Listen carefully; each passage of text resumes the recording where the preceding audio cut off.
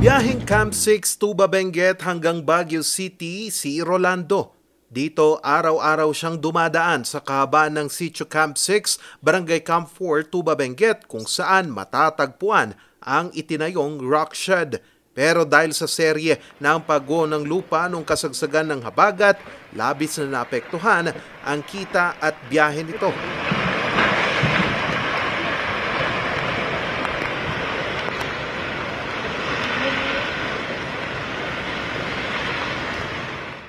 Mahirapan yung mga pasayros namin na kasi hindi kami makapunta hindi namin makuha sila, naglalakad sila. Yun ang nakakatakot kasi hanggang sa may tuhod yung baha. Bagamat mayroong itinayong rock shed, isinara pa rin ang Cannon Road dahil sa serye ng pagguho ng lupa. Mabuti raw sana kung hinabaan pa ang rock shed. Mas maganda kung i-extend nila kasi yung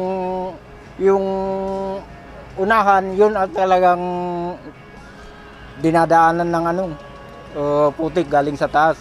Kung na-extend sana yun ng mga 15 meters, ayos lang.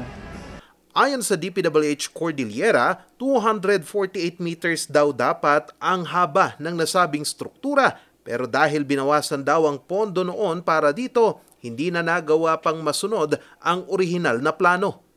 Ang rock shed kasi na yun actually is ang total cost noon supposedly is 446 million if I'm not mistaken, with a length of 248 meters. Kaya lang due to limited fiscal space, ang lumabas na pundo noong time na maumpisahan yun is 274 million. Kaya naputo lang doon actually doon is may dapat sana magawa doon hanggang doon sa may recent lang na nag-slide. Dahil dito, 97 meters na haba muli ng rock shed ang target nilang gawin sa taong 2026 para makumpleto ang 248 meters na haba ng rock shed.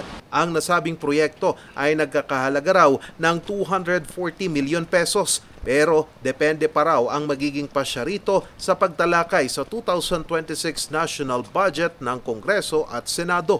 Bago raw ito may sa katuparan, kailangan muna nilang ayusin ang gumuhong riprap sa dulo ng rock shed. We have requested funding from the Calamity Fund and we are still waiting for the release.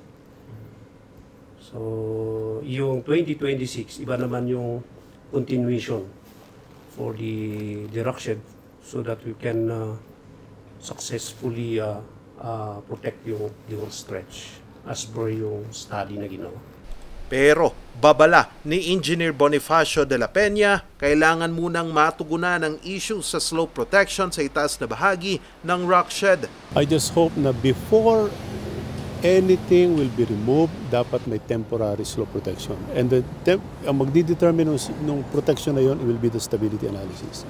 Yung lalim ng slope protection na yon will be the stability analysis. Dagdag pa niya, wala rin daw ginawang temporary slope protection sa nasabing proyekto. Temporary slope protection is replacement ng lupa na inalis mo eh. And the soil that is there before, inalis mo, that's why it became unstable. Pero ano magre-replace doon? The stability analysis, the temporary slope protection sana. Wala nangyari doon. Walang temporary slope protection yung area.